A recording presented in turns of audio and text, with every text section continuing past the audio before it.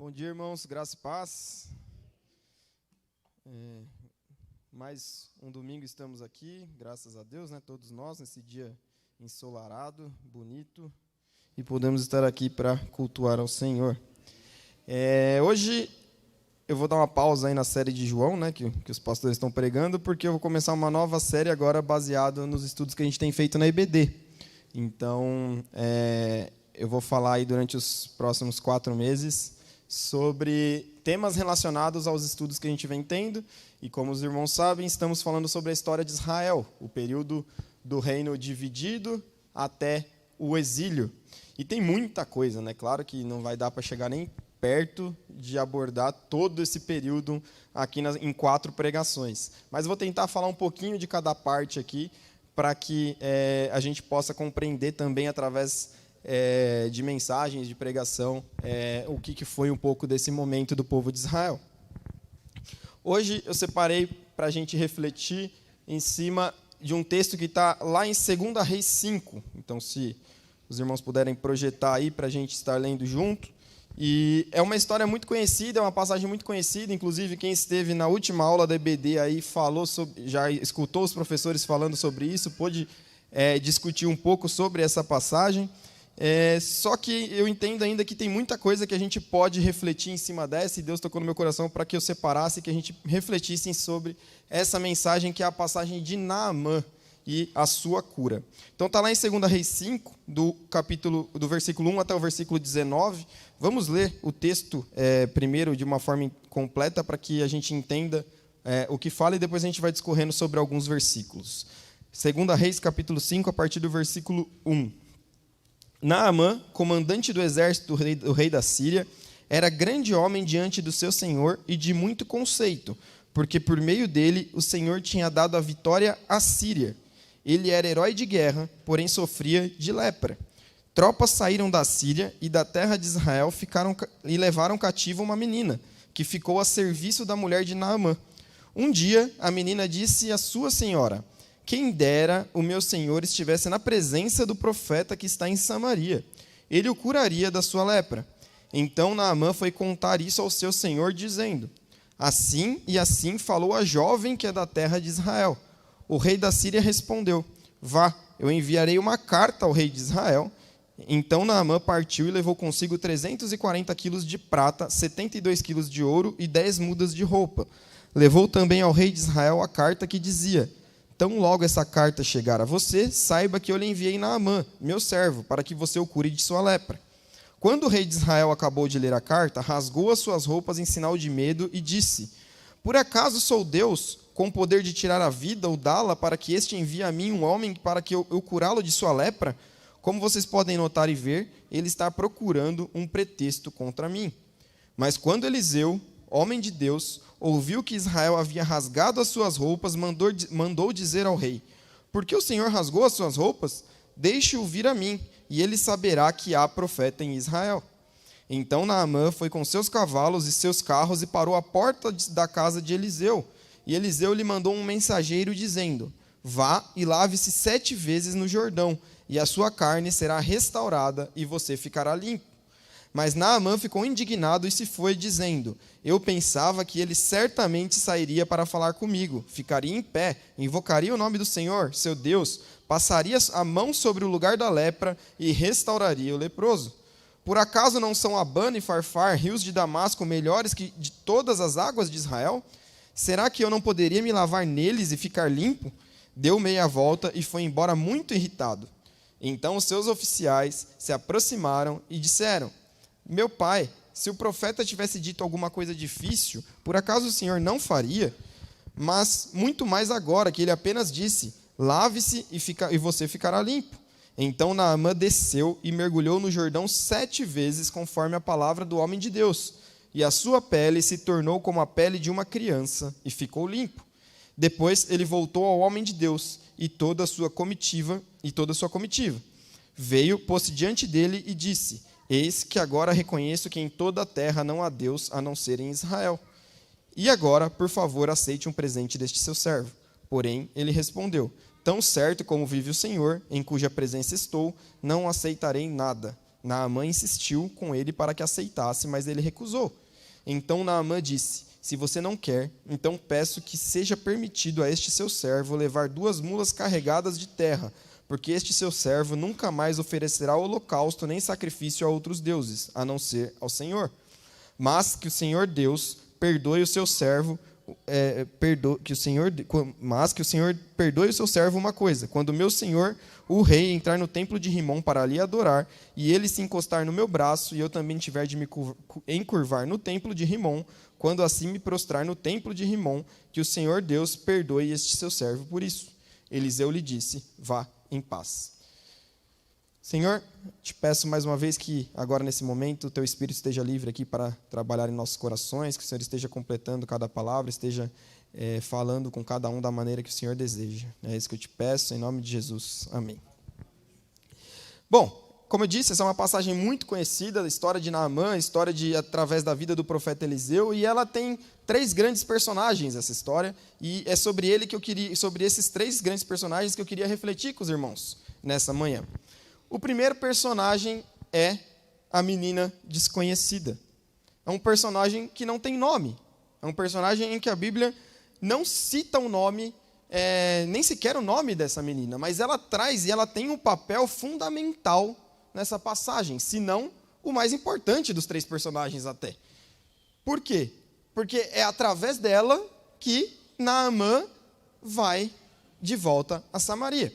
Então, para os irmãos entenderem o contexto do que estava acontecendo aqui, Naamã era um general da Síria, um general arameu, que tinha acabado fazia pouco tempo, tinha acabado de invadir ali Israel, o reino do norte, porque ali o reino já tinha sido dividido, tinha invadido Samaria e tinha ganhado, e tinha vencido a batalha contra Israel ali.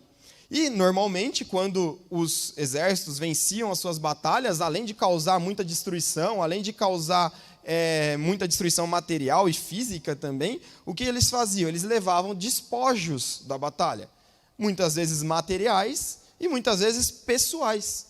E um desses despojos de guerra que o pessoal da Síria, mais especificamente Naamã, levou, foi a menina desconhecida. Ele levou a menina desconhecida de Samaria, de Israel, para Síria, para ser serva, para ser escrava dele.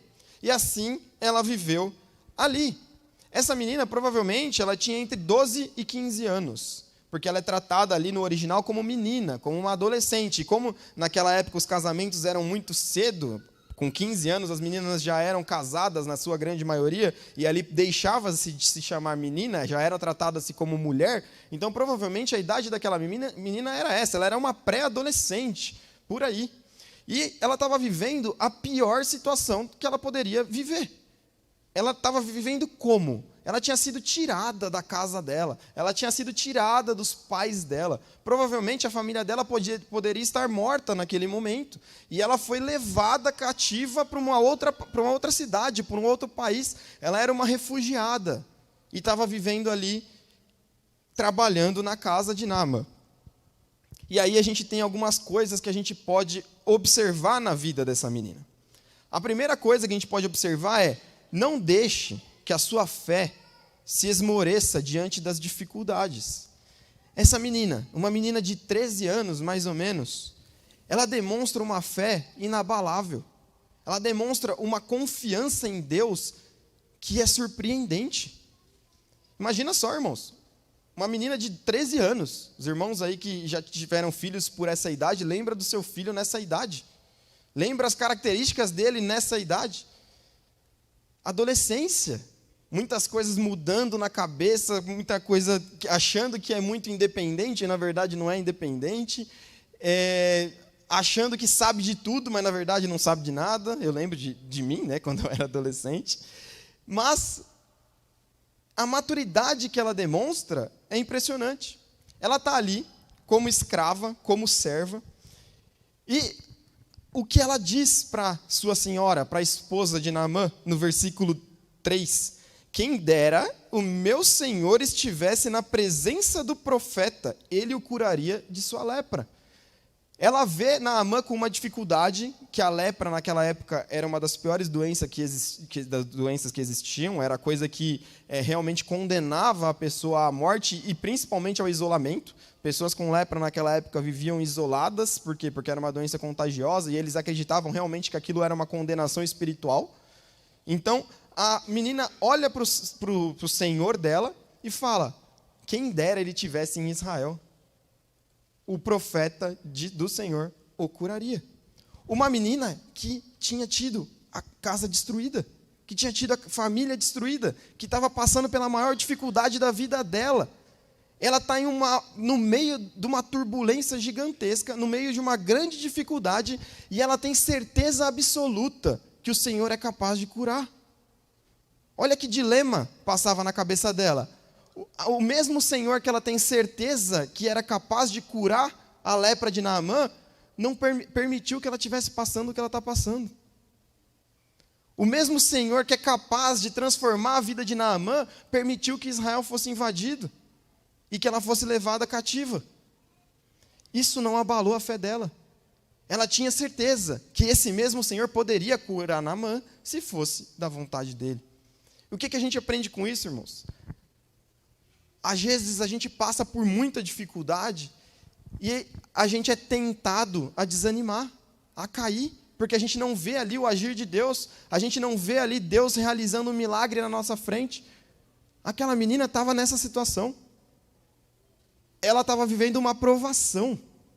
Ela estava passando realmente por uma provação, mas mesmo assim a fé dela não diminuiu, a fé dela não esmoreceu.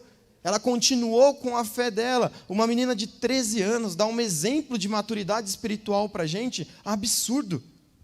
Absurdo. Tiago, lá no capítulo 1, versículo 2 e 3, vai falar: meus irmãos, tem um motivo de grande alegria o fato de passar por várias provações, sabendo que a provação da fé que vocês têm produz perseverança. A menina sabia que ali a perseverança dela estava sendo treinada, estava sendo moldada, estava sendo desafiada.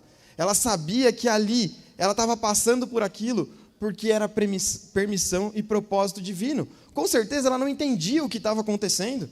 Com certeza ela não sabia o porquê que ela estava ali, que a família dela tinha sido destruída, que a casa dela possivelmente tenha sido destruída.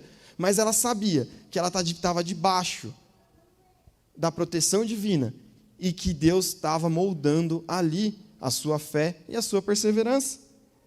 Ela correu um grande risco dando aquela sugestão para Naamã. Olha a coragem que ela teve. Ela vai, fala para Naamã: Naamã, volta para Israel. Lá você vai ter sua cura. E para quem que ela está falando isso? Para o general que tinha acabado de vencer Israel em batalha. O que ela está querendo dizer com isso? Será que você está falando para mim que o povo que eu acabei de vencer lá tem poder para me curar, que eu aqui, que acabei de vencer, não tenho? É isso que você está dizendo? E pior, vamos entender aqui que Naamã acredita, e Naamã vai. Imagina só se Naamã vai e volta sem ser curado. Quando ele voltasse, a menina olhasse para ele e ele ia estar lá com a mesma lepra. Qual que ia ser a reação de Naamã com ela? O que Naamã iria fazer com ela? Olha o risco que ela está correndo. Olha o tamanho da fé dessa menina. Olha a certeza que ela tinha. Passou por todo o medo que ela poderia ter, passou por toda a insegurança que ela poderia ter, e ela teve fé suficiente para falar: o meu Deus é capaz de te curar. Outra característica que a gente pode trazer dessa menina é: faça o seu melhor, independente de onde você estiver. Ela foi levada cativa, ela estava ali, e ela conseguiu ser ouvida pelo general da Síria. Uma menina de 13 anos. Uma mulher naquela época não era ouvida. Uma mulher estrangeira naquela época, ela não era nem considerada uma pessoa normal. Ela era considerada uma sub-raça. Ela servia simplesmente para servir. E de toda forma que você poderia imaginar. Essa menina, ela ganha a confiança da família de Naamã. Ela ganha tanto a confiança da família de Naamã, que a esposa de Naamã, a mulher de Naamã, dá ouvidos ao conselho dela. uma mulher mais velha, esposa do general, ouve o conselho de uma adolescente de 13 anos. O que será que essa adolescente tinha de diferente? A Bíblia não fala o que ela tinha de diferente. Isso que é interessante. Mas com certeza ela era muito diferenciada. Ela fazia o melhor dela aonde ela estivesse. A gente pode lembrar de outros exemplos bíblicos da mesma forma aqui. A gente pode lembrar de Daniel na Babilônia. Daniel na Babilônia foi destaque no meio de um outro povo também, e a Bíblia fala que ele sabia mais do que os próprios jovens da Babilônia sobre a cultura local. A gente vai lembrar de José, por exemplo, do Egito, em que se destacou em um outro país também sendo escravo e se tornou governador de um outro povo, mesmo partindo da escravidão, que é da onde eles surgiram. O que a gente aprende com isso, irmãos? A gente aprende que a gente precisa dar o nosso melhor, não importa onde a gente estiver.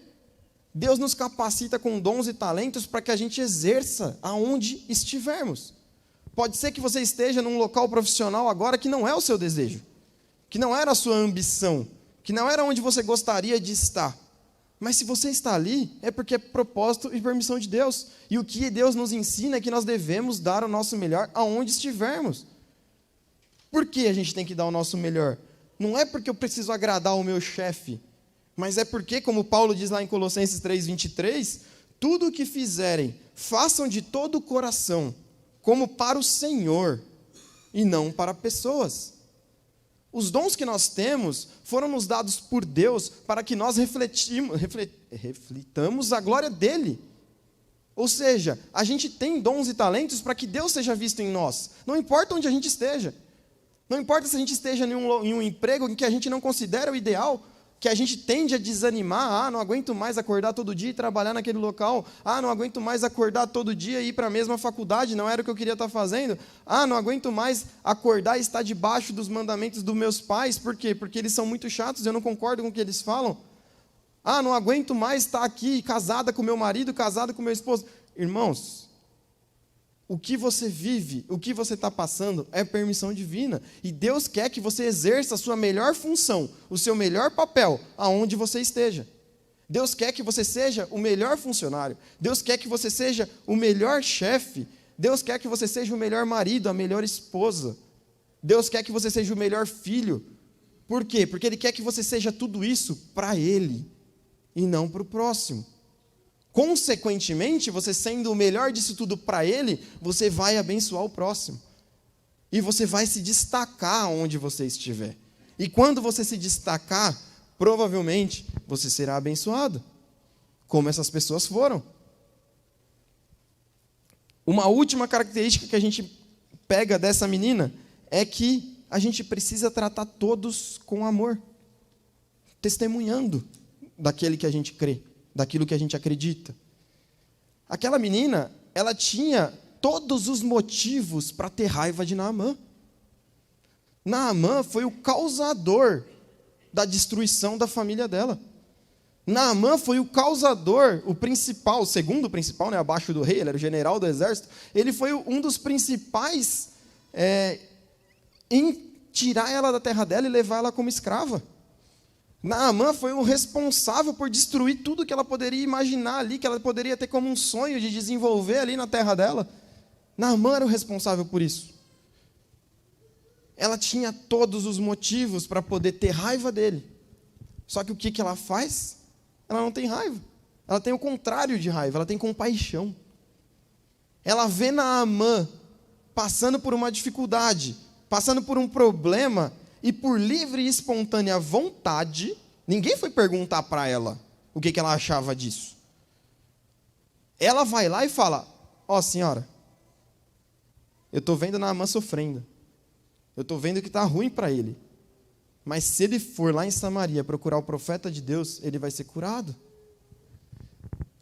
Ela tem a proatividade de ir atrás e amar. Ela poderia ficar quieta. Ela poderia olhar para Naamã e falar: olha, a ira de Deus está pesando sobre ele. Isso daí, sabe o que é? É castigo de Deus por ter invadido Israel. Isso daí é a mão de Deus pesando sobre o pecador. Isso daí não é nada mais do que nada menos do que mais do que ele merece. Por quê? Porque ele mexeu com o povo de Deus. Ele mexeu com os escolhidos. Quantas vezes a gente não ouve frases parecidas com essas? Quantas vezes a gente não deseja esse mal para aqueles que fazem mal para nós ou para os nossos próximos? A reação da menina não é essa. Ela poderia ter ficado quieta, não falado nada. Ia passar, Naamã não ia saber de Eliseu, Naamã não ia voltar para Israel, ela ia continuar vivendo lá com confiança, ela estava na casa de Naamã lá, sendo serva, sendo ouvida, ela ia continuar lá.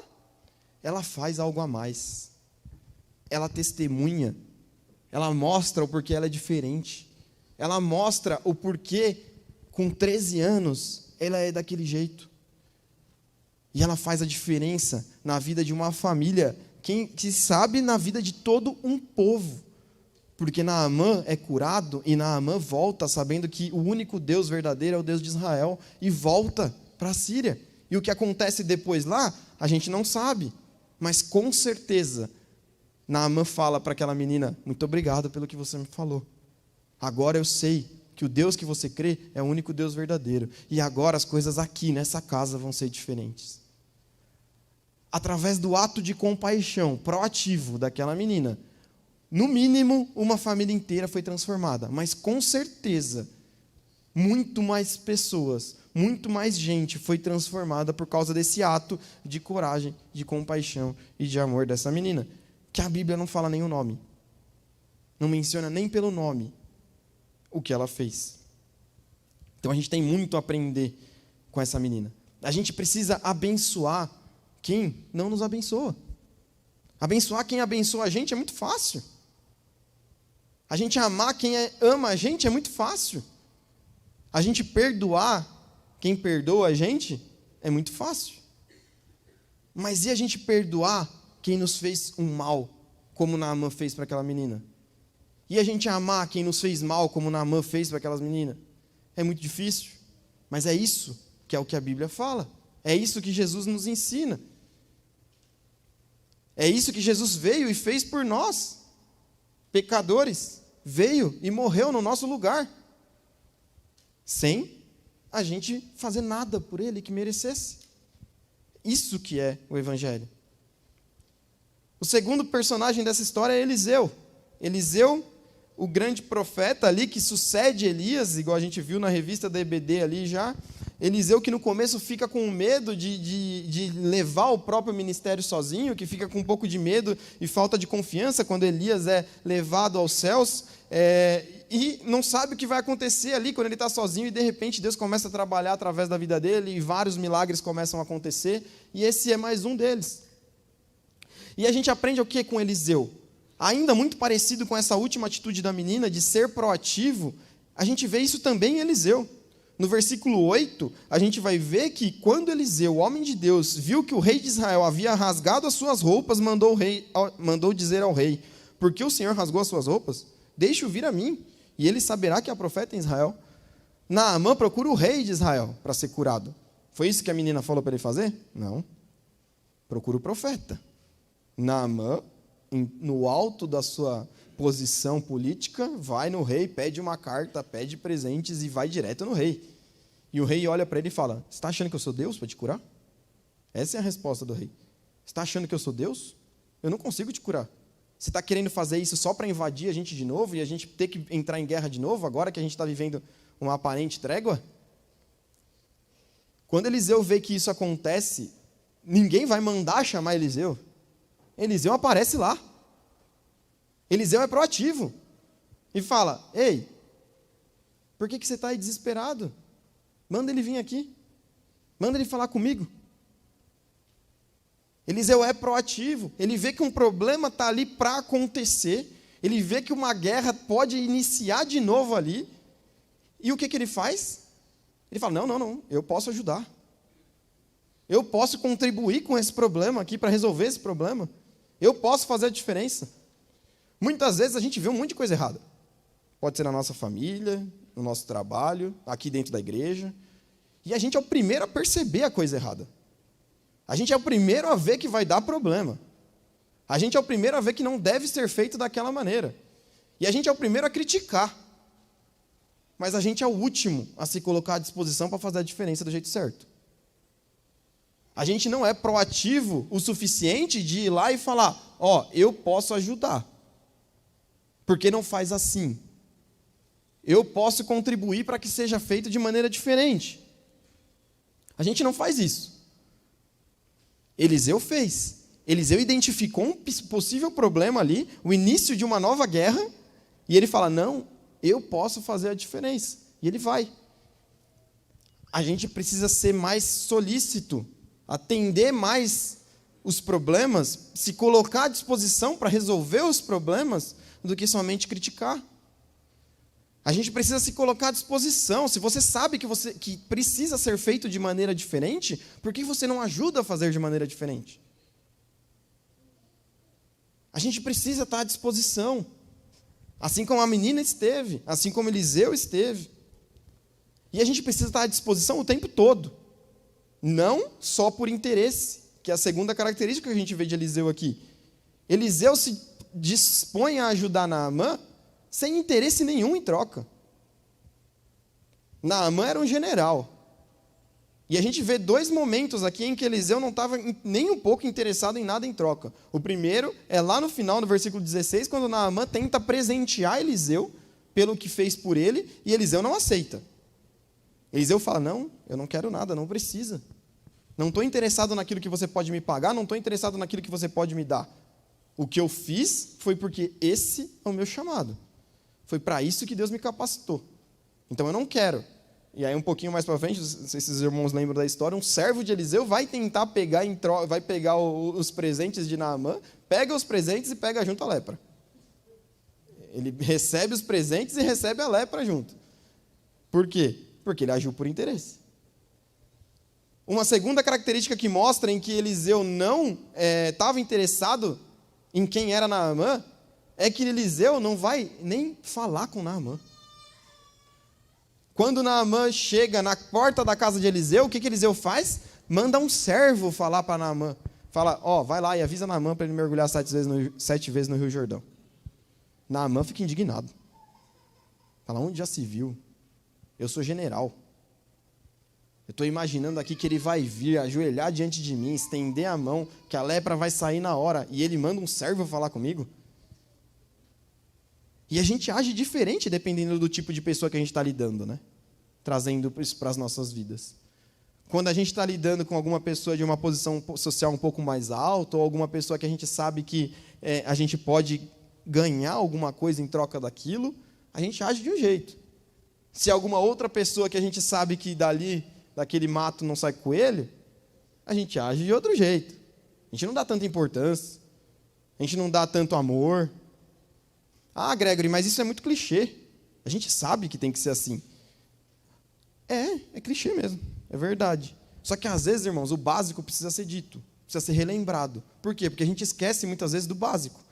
Quer ver como a gente esquece do básico? A gente trata o evangelho dessa forma. A gente acha que o evangelho quanto mais você fazer para Deus, mais você vai receber. A gente troca as coisas que a gente faz diante de Deus para receber bênção. Eu vou dar o meu dízimo. Por quê? Porque aí Deus vai me abençoar financeiramente. Eu vou na igreja. Eu vou na igreja domingo de manhã, domingo à noite, quarta-feira. Por quê? Porque aí eu vou ser abençoado. Eu vou fazer as coisas. Por quê? Porque Deus vai me abençoar se eu fizer. Isso não é agir por interesse? Isso não é você pensando na recompensa que você vai receber? Isso não é você querendo limpar a sua mente em busca de alguma coisa em troca? Irmãos, é o básico que a gente faz, sendo que o evangelho é exatamente o contrário. É o oposto disso. O evangelho é Jesus sendo Deus, abrindo mão da sua glória, dando a vida por nós, que não tínhamos nada para dar em troca. Isso é o evangelho. O evangelho é alguém no alto da sua glória abrir mão de tudo aquilo por amor a quem não tinha nada a dar. Por amor a um bando de leprosos aqui como nós. Isso é o evangelho. E aí sim, por gratidão a isso que fez, ao que Jesus fez por nós, nós vamos fazer tudo para Ele. Não para receber nada em troca. Por quê? Porque Ele já nos deu. Ele já nos deu a vida eterna. A gente já foi abençoado. Ele já nos libertou da escravidão do pecado. Aí sim, eu sou grato a Ele e vou fazer de tudo por Ele. E aí sim, eu vou vir na igreja, eu vou dar aula, eu vou dar meu dízimo, eu vou fazer tudo por amor, por gratidão. E não para receber nada em troca. Não por interesse. Olha a diferença. Por fim, a última característica que a gente vê de Eliseu, que a salvação é para todo mundo. Não importa quem seja essa pessoa. A gente vê isso no último versículo, quando Eliseu responde para Naamã, vá em paz. E Eliseu responde isso para Naamã por quê? Porque Naamã acabou de expor um problema para ele. Eu reconheço a Deus, o Deus de Israel, como o único Salvador, mas eu tenho um problema. Lá no meu povo, eu tenho que entrar no templo de Rimon, que é o Deus do meu rei, quando ele vai adorar, e ele se apoia em mim, e eu tenho que ajoelhar para dar apoio para ele poder adorar o Deus Rimon. Me perdoa por isso. Por quê? Porque essa é a cultura do meu povo. Naamã expõe um problema cultural para ele ali, Naamã expõe uma dificuldade religiosa, legalista, que ele vai ter que enfrentar quando ele voltar para a terra dele, e Eliseu poderia falar o que? Não, isso não. Isso você não faz. Esquece. Pode parar. Fica aqui. Não volta para Síria. Traz a sua família, agora você faz parte do nosso povo. Agora você faz parte do povo de Deus. Mas não é isso que Eliseu fala. Eliseu fala para Naamã, vai em paz. Por que vai em paz? Porque Eliseu sabia que tudo isso que estava acontecendo aqui era obra de Deus, era uma teologia missional. Deus estava fazendo Naamã, transformando a vida de Naamã ali para que ele voltasse para a terra dele. E lá na cultura dele, diferente, ele fizesse a diferença. Ou seja, o evangelho não é para todo mundo, não é só para gente que está aqui na igreja vestido do mesmo jeito, não é só para gente que vive no nosso nicho. O evangelho é para todos. E a estratégia para alcançar o evangelho alcançar todo mundo é diferente, é variada. O evangelho não muda, mas as estratégias mudam. E as mais diferentes pessoas, seja ela síria, seja ela judeu, como a gente vê na passagem, podem alcançar o evangelho. É para todo mundo. Seria muito simples ali para Eliseu colocar um monte de regra para Naamã seguir. Não, você tem que seguir a lei agora. A lei de Deus é essa. Irmãos, isso vem depois. O que Eliseu sabia ali é que era uma nova vida convertida, que era uma nova vida disposta a contar para todo mundo que o único Deus verdadeiro é o Deus de Israel. Os costumes, ele ia aprender. As leis, ele ia aprender. Naquele momento, ele não poderia ser podado. Ele tinha que ir, ele tinha que espalhar o evangelho. É isso que a gente tem que ter em mente. O principal é o evangelho. E ele é para todo mundo. Por fim, a gente chega em Naamã, o personagem principal aqui da história. E a primeira coisa que a gente vê em Naamã é que Deus queria curar Naamã. Deus queria curar o corpo físico de Naamã. Mas o que ele mais queria era curar a parte espiritual. O que ele mais queria era curar o coração de Naamã. Porque ele sabia que tinha muito problema ali. E o principal problema que a gente vê aqui, a principal característica ruim de Naamã que a gente enxerga aqui nessa passagem é o orgulho. Naamã, alta posição do exército, general, ele é de passagem, de ato após ato, rebaixado.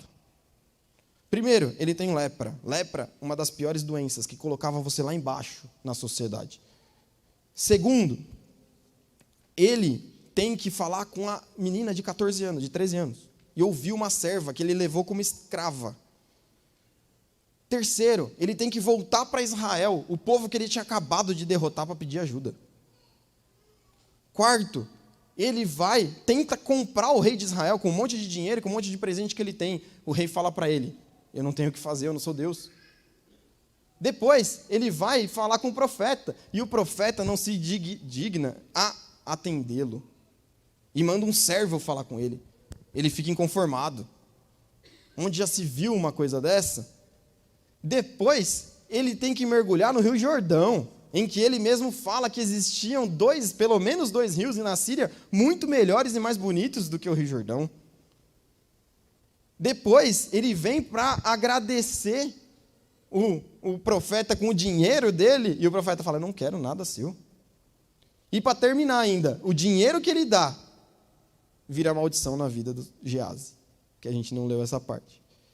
Naamã, do início ao fim dessa passagem, teve o seu orgulho quebrado. Do início ao fim dessa passagem, Naamã, Deus vai mostrando para Naamã, Naamã, não é você, sou eu. Naamã, não é você, sou eu. De passo em passo, Deus foi quebrando Naamã. Naamã, isso. Naamã, isso. Naamã, isso. Até que Naamã reconhece e fala, o único Deus existente é o Deus de Israel. Naamã é quebrado, o seu orgulho é tirado, Naamã é destruído por Deus passo a passo. A lepra foi só um motivo para que Deus trabalhasse na vida de Naamã. A dificuldade, a doença, o problema que ele estava passando não tinha um fim em si próprio. O problema, a doença que ele estava passando é porque Deus queria a vida de Naamã para ele. E por isso que Deus permitiu tudo aquilo.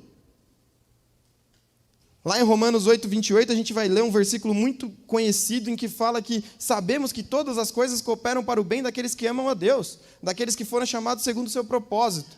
É um versículo muito conhecido em que a gente acha que tudo ocorre para o nosso bem, que a gente tem que se alegrar com tudo. Mas peraí, não é assim. Todas as coisas cooperam para o nosso bem, mas que bem é esse? É ter o nosso caráter moldado a se parecer mais com Cristo. Esse é o bem em que Paulo está falando aqui.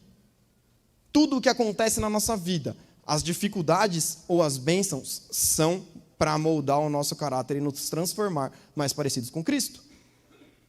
E com Naamã foi assim. Deus permitiu que a lepra ali transformasse e moldasse o caráter dele, para que ele reconhecesse que Deus era o único Deus verdadeiro.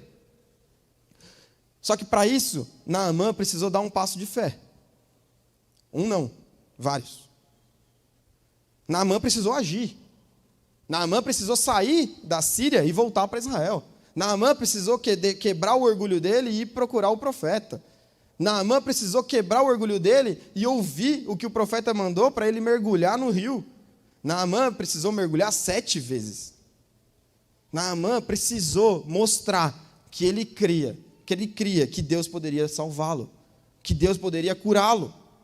Era muito simples para Deus ter usado a vida da menina desconhecida lá no começo, falado para ela, fala aí para Naamã que ele está curado.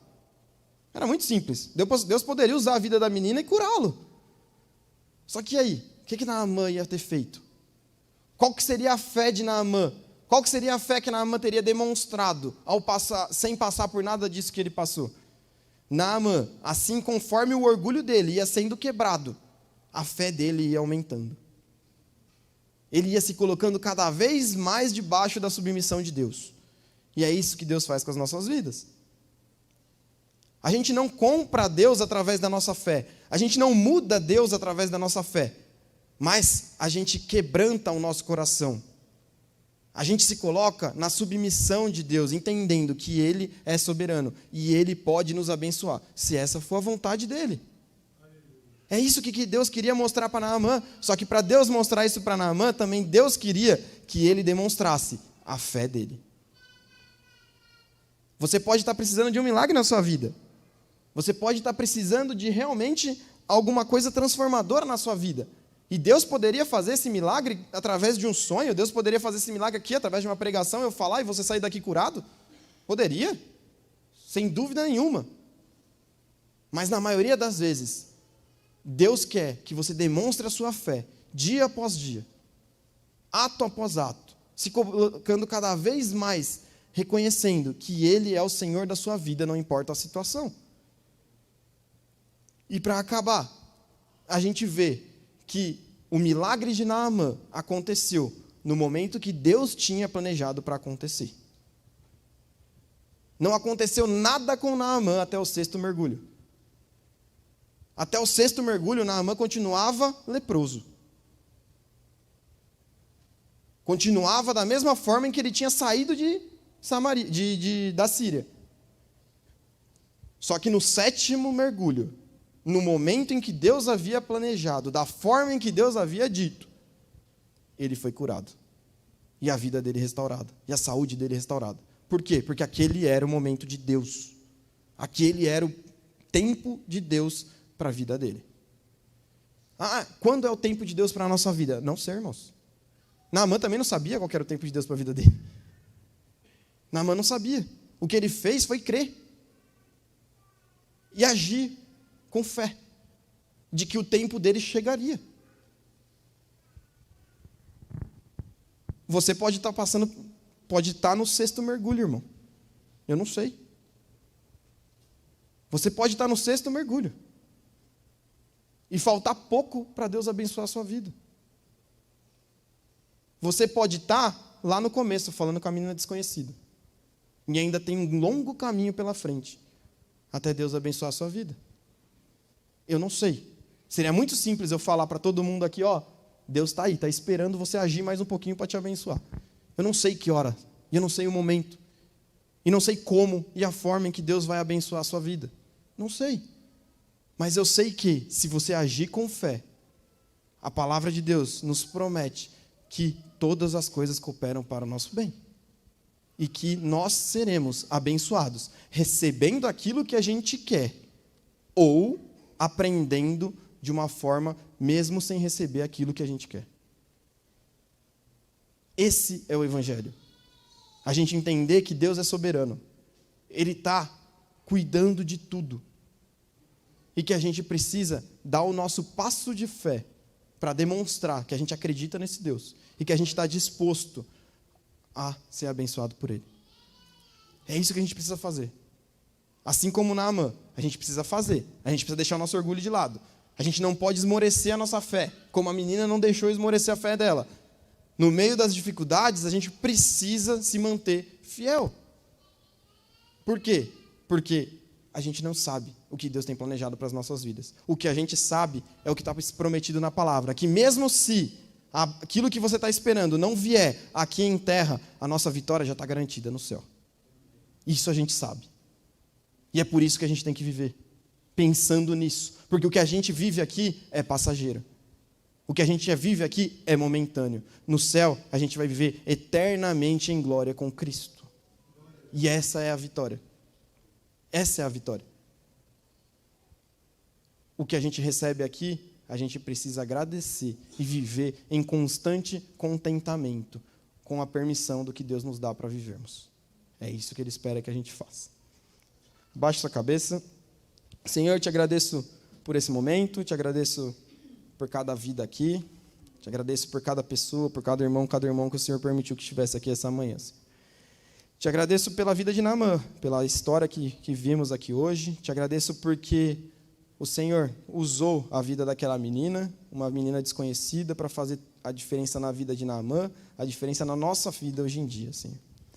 Que assim como Naamã, Senhor, o Senhor esteja quebrando o nosso orgulho, Senhor. Que o Senhor esteja realmente fazendo com que a gente deixe esse orgulho de lado, Senhor, e se coloque cada dia mais de joelho diante da cruz. Que a gente reconheça que o Senhor é soberano, que o Senhor tem o controle sobre tudo o que acontece, Senhor. E que a gente possa ter fé o suficiente e agir de acordo com essa fé, Senhor. Não sei qual que é a situação que cada irmão está passando aqui, Senhor Deus, mas sei que o Senhor sabe, que o Senhor está no controle. Que o Teu Espírito quebrante esse coração, acalme esse coração para aqueles que precisam de uma bênção e não estão enxergando, Senhor. Que o Teu Espírito realmente conforte esse coração, Senhor Deus, mostrando que o Senhor está junto, mesmo na dificuldade. Nada foge ao Teu controle. E que se for da Tua vontade, a bênção vai chegar, Senhor. E se não chegar da forma que cada irmão aqui espera, Senhor, que o Teu Espírito mostre que a maior vitória de todas já nos foi dada na cruz, que é a vida eterna contigo, Senhor. Cuide de cada coração aqui. É isso que eu te peço, te agradeço, em nome de Jesus. Amém.